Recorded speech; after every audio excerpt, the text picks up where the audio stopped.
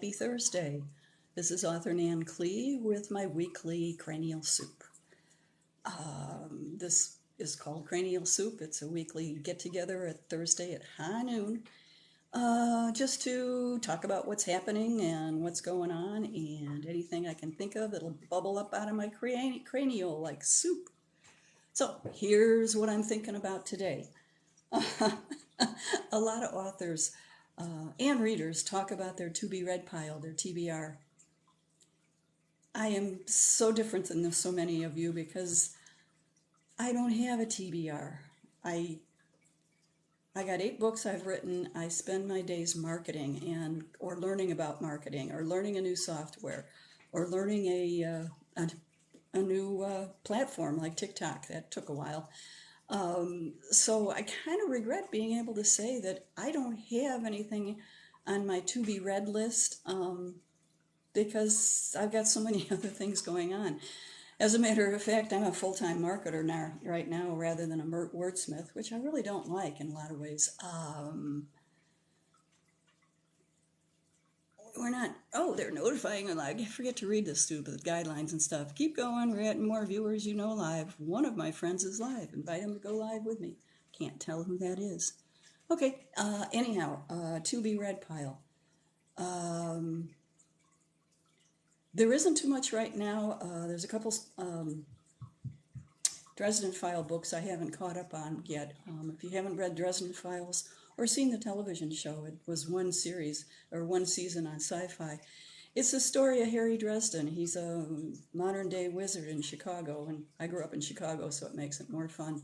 But it's kind of like Sam Spade meets Buffy the Vampire, and it's all tongue-in-cheek and very well written. I'm talking again about Jim Butcher's Dresden Files. He's also got 2 other series as well, and I can't think. Codex is one, and he's got another I haven't read yet. So my mental to-be-read file would definitely be something about catching up with all of Jim Butcher.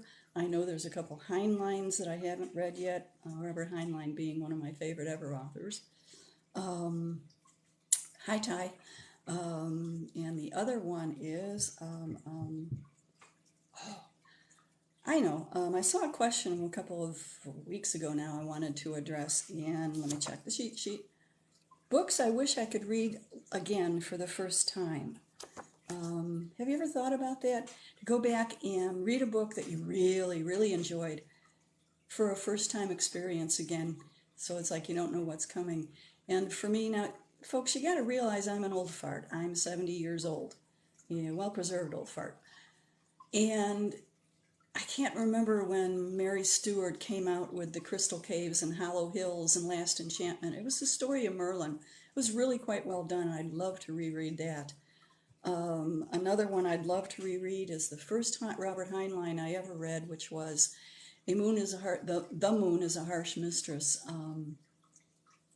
If you were to read that and then read my Dragonstar series, you'd see similarities in aspects of computers becoming sentient and things that are going on in the moon. What was the other one that I would... Oh, I know. I would love books I wish I could read again for the first time. I would love to read Anne McCaffrey's Dragon Riders of Pern series with a fresh and new mind. It would be so wonderfully happy to do. Would really, really be good. It looks like Henry's in here. Hi, Henry.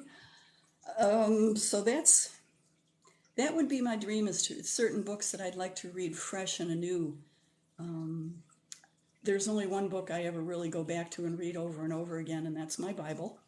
And I will simply leave it at that.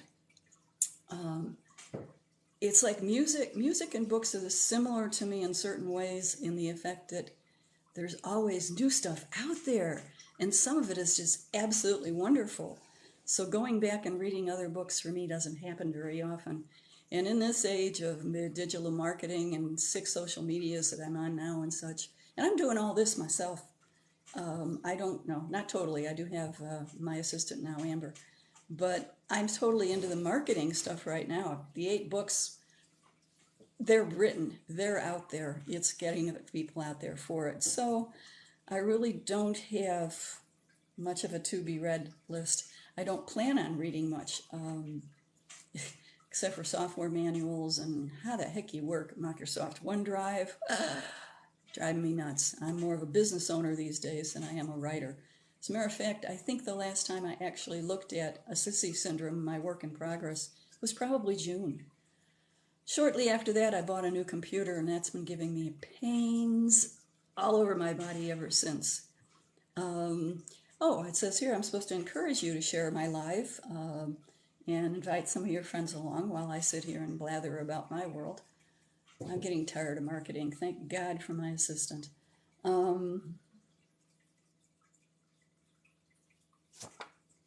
know it was more than this. I mentioned the best book so far that I have read in the last year that has just been, to me, absolutely incredible, is a book called Variable Star for, hello, David. Variable Star is written by Spider Robinson. Callahan's Cross Time Saloon series, the Callahan series,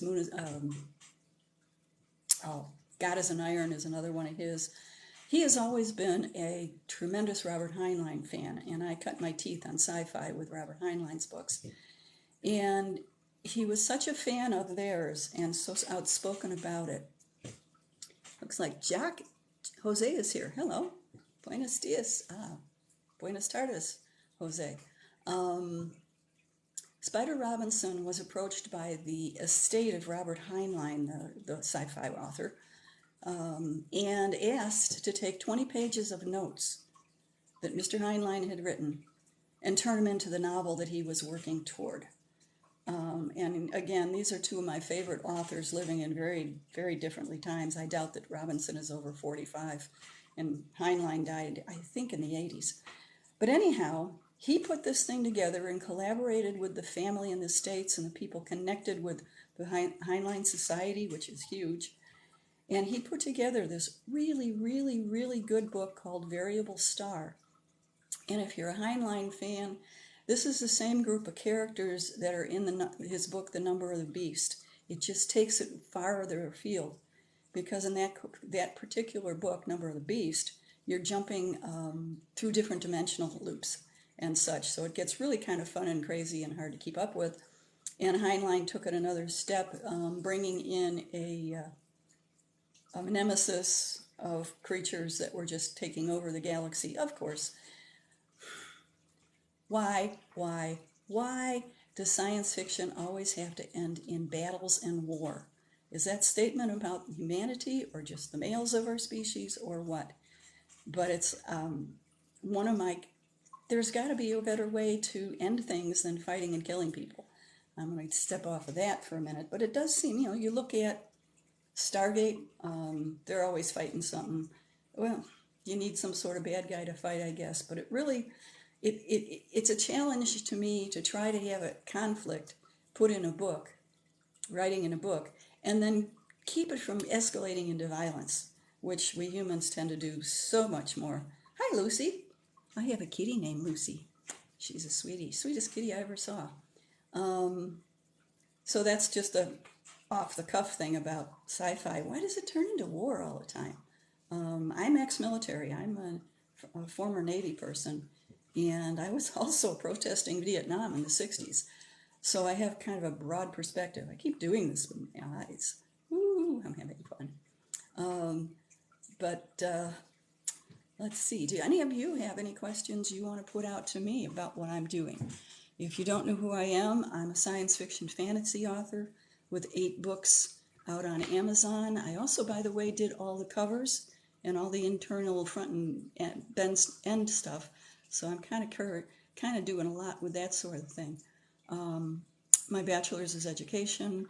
My master's is in writing and rhetoric, which means some heavy-duty thought processes. And as I like to tell a lot of people, small body, big brain. I am 5 foot tall. That's all I got. I'm currently about 123 pounds.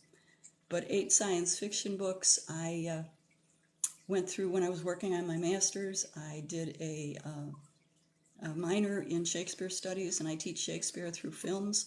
It's kind of cool. You get to learn about the stories without getting lost in the old language. Plus, you have all the visual clues that a movie will give you, but you also have all of the cuts and rewrites and stuff like that people will do. But I'm a writer. I like to refer to myself as a wordsmith. Oh my God, it's only 10 minutes in and I'm through all of my notes already. Oh. Okay, so what's coming up?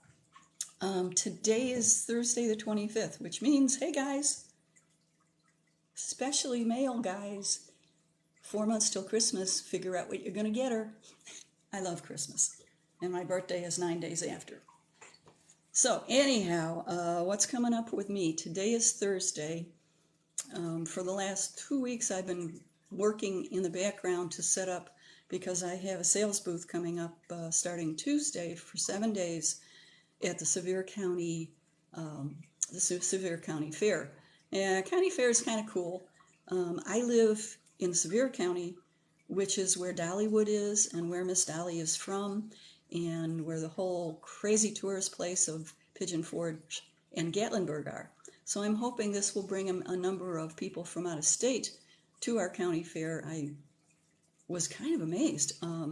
That booth for the county fair for 7 days was $150.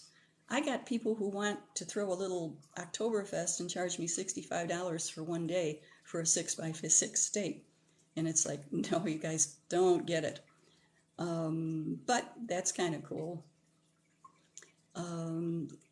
Things I'm trying to think about is, Emmy, did you write something? I didn't quite get that. Anyhow, I have to figure out my booth, make sure everything's right, that I have enough books to sell. You might start hearing something in the background. I have a cat who is yowling. She does that when she pretends to hunt. So the fair starts at 3 o'clock and goes till, this is the county fair, it goes from 3 p.m. until 9 p.m. for 7 days. And that's going to be a real marathon for me. I live about 12 miles from there, so it's not really too bad.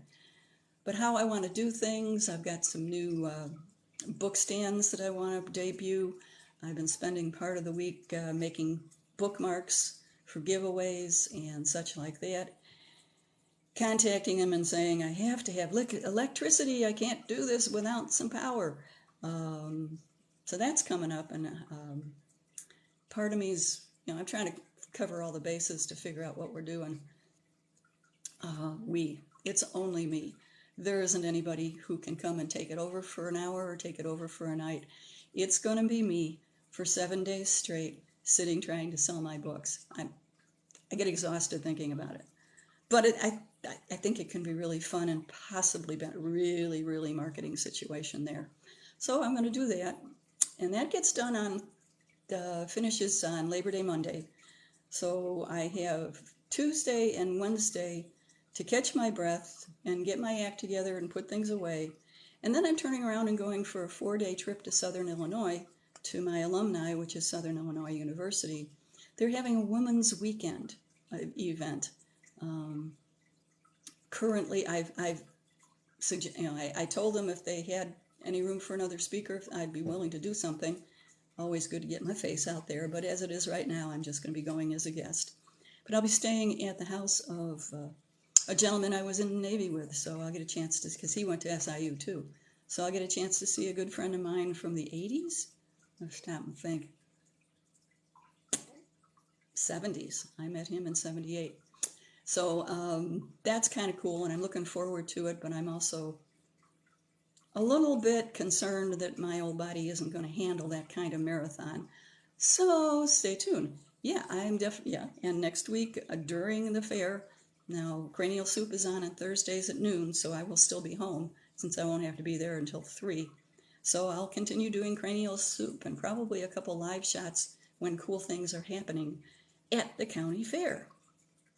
Now, the thing at Southern Illinois University, this is very different from me. I'm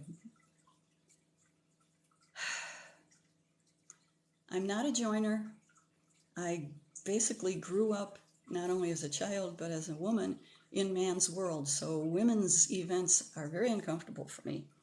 I chose not to have children, so consequently I don't have grandchildren. So there's no conversations possible in that area. I've been a career writer, technical writer, columnist, magazine writer. So there's a lot that doesn't kick in those people who are looking forward to be mamas, but and I know that's a little sexist too. So I asked myself when I saw about this SIU gig, I am very, very drawn to it, and I have no idea why. And what I do with things like that, I have a deep spiritual side that I don't care to talk to on here, except to say that sometimes I get pointed in directions very concretely. No, not with a brick. I just know in my heart that I need to do this, or I need to be someplace at a certain time. And I know over the course of years that I need to pay attention to these things because they generally work out really well for me. So I figure I'm going to Southern Illinois University Women's Conference to network. Who knows? Maybe I'll meet the right publisher. That would be cool, but we'll see how that goes. What else is going on with me? Yeah, in order for me to get out of here, fortunately, I have a really nice neighbor across the street. I live in a rural area between Knoxville, Tennessee, and Gatlinburg, Tennessee. Nice and hilly, very pretty. And my neighbor across the street has 2 cats and a dog, and when they go out and go traveling, I take care of their kids, so they're going to watch my 3 cats while I'm gone. I'm not a crazy cat lady. I've never claimed sanity. But the problem with that is one of my cats is not quite 3 years old, and he's a boy. He's been fixed, but he's a kid, and he's very let's put it this way, he plays too rough with my 6-year-old girl kitty who has no claws. I didn't do it. I rescued her that way. She's very tiny, and he's very too playful. So consequently, when I travel, one of those 2 cats have to be locked in a bedroom. And I have to teach my neighbor how to do things in order that these 2 cats don't get, I don't want blood when I come home, I don't need her calling up and saying, who's your vet? So that's part of the travel that I'm looking forward to. Now, how I'm traveling, I have a Prius, real nice car. I think I'm currently getting 48 to the gallon. This is my second Prius, by the way. Again, I'm very small human. I'm 5 foot tall. I can drop the back seat and put a couple cushions and my sleeping bag in my car, and I sleep back there. I can go camping in my car. Much safer than a tent on the ground, eh? So I contacted a friend of mine in Carbondale, Illinois, where the university is, and said, can I go camp in your driveway for 3 weeks? I'm sorry, 3 days? And he said, oh yeah, sure, come on up. So I'm going to get to see one of my Navy buddies while I'm playing with the girls at Carbondale, Illinois, at Southern Illinois University. I'm trying to make that a good thing, but I'm still having certain reservations and fears. Fact is, fear. I still suffer from anxiety from childhood traumas, and consequently, sometimes things are a struggle. I don't even want to get on an aircraft. I don't like to fly at all, which is going to be hard to deal with when I'm a best-selling New York Times author and I have to fly to different places for book signings. We'll figure it out. I know there's a couple of sports joy broadcasters who use these really beautiful RVs when they travel because they don't like to fly. And I know Isaac Asimov didn't like to fly and just did trains. But that's a few decades ago, and of course our train system sucks now. Hello, my friend. How are you doing? Hi, Kim Lee. Hi, Joy. So anyhow, getting on to, I can actually camp in my car, so when I go up to Southern Illinois, I'll be able to deal with that. I will take an extension cord, a heating pad, and a small fan, so if it's either too hot or too cold, I will be comfortable in the car, but it's only next week from today, so that won't be too bad. What else is going on? Any of y'all out there have any questions you want to ask me about writing or my books? I know one of the things I can tell you. I have a 4-book series called Madman's Journey. Took me 39 years to write it. Take a poll. I don't know how to do that, Joy. I'm really just new at this. If you can give me a suggestion, I can speak it out and we can have fun with it there. Anyhow, it took me 39 years to write Mad Men's Journey. It's a 4-book series. But I wrote 4 other books during that time. Take a pool, swimming pool. I think you guys are having a different conversation. I'm not sure what's going on between Joy and Kim Lee. But they're having fun, right? What is that symbol? I don't know what that means either. I'm new at this and I'm an old fart, okay? Have mercy on me. Or better yet, send me a link for a good tutorial for TikTok. Although you stop and think, I've managed getting hot outside. It's only 81 right here. Of course, it was 66 when I got up this morning, so that's a little cold. I grew up in Chicago, but I've spent most of my adult life in Southern California before I moved to East Tennessee. So I have a tendency, actually, if it's below 77 degrees, I get chilly. 77. 100 degrees in West Virginia. It's because you're on the other side of the mountain. And I am pointing east. I'm on the inside, what do they call it, the leeward side of the mountains? She's on the side that has the ocean and the hurricanes. If we get hurricanes, Joy, when you have a hurricane, all I get is a little rain because the mountains stop it. Anyhow, week ranking, what the heck is that? All this stuff on my screen. I don't know what's going on. Anyhow, it's getting into about 20 minutes, which is about all I ever kind of think I can do with this. Plus, I got more bookmarks to make, and I print them, and then I have a paper cutter that's a slide thing rather than the guillotine. And I sit and watch TV and make little ones out of big ones. What else is going on? I'm curious about when I go up to Illinois. Tennessee is weed is not legal here, but Delta 8 is. And I use Delta 8 a bit. And I believe in Illinois, weed is legal, so I'm going to kind of look into that a little bit. But I don't like to ride dirty, so I might stick with my Delta 8. Yeah, weed. Do you know other people my age that like to smoke pot? There's a question I should ask. Niku Kana. Hi, you're waving at me. Did I say that right? And again, I'm going to say anything. No, I don't have a swimming pool. But I've got Douglas Lake and the Tennessee River, and let's see, the French Broad River, and Calumet Lake. I moved here out of California to get back into greenery and water.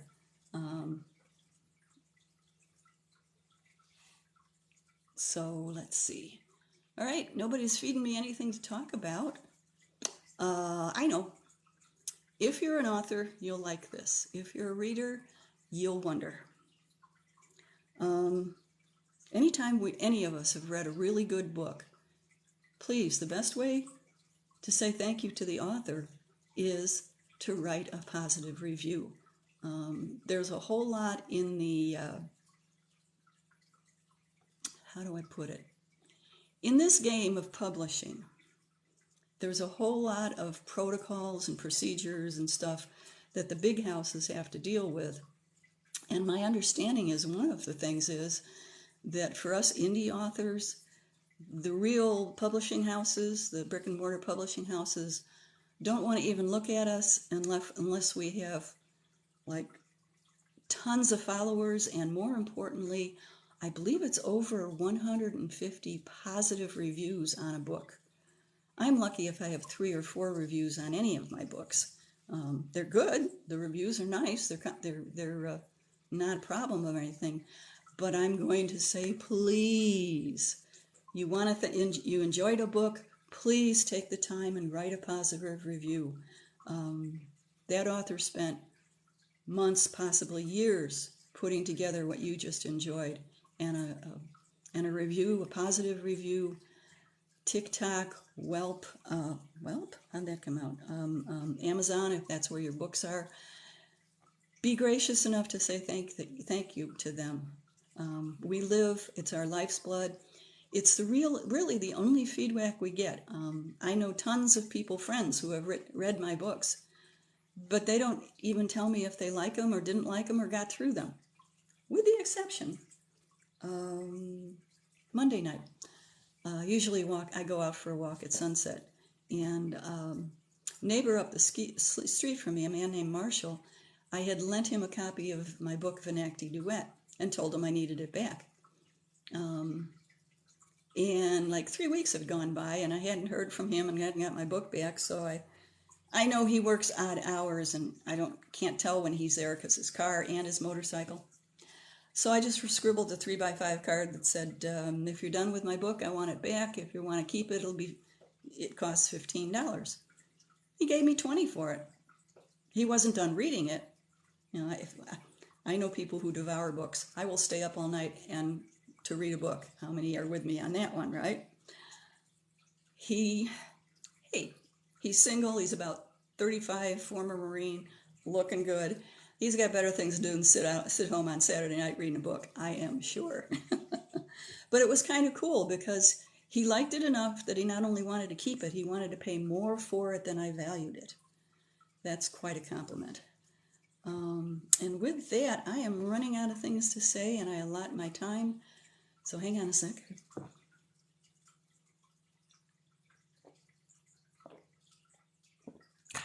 Water is good. If you're new to me, you can read the first 15 pages of each of my 8 sci-fi and fantasy books at my website, which is nanklee.com. And you can, of course, go up on Amazon and read them, the inspection type of thing that they let you there. They're on Kindle and they're on paperback. And if you're any place around East Tennessee this weekend, come on over to the county fair. Have some fun. Waste some money on the games. Have fun on the rides. Go on the Ferris wheel. Enjoy. Oh, don't forget the cotton candy. Yeah. Oh, I got to try some of that. So, excuse me. You have a wonderful week, y'all. Thanks for stopping in and watching. And I hope maybe we'll see you next week. This is author Nan Klee, Cranial Soup, saying bye-bye.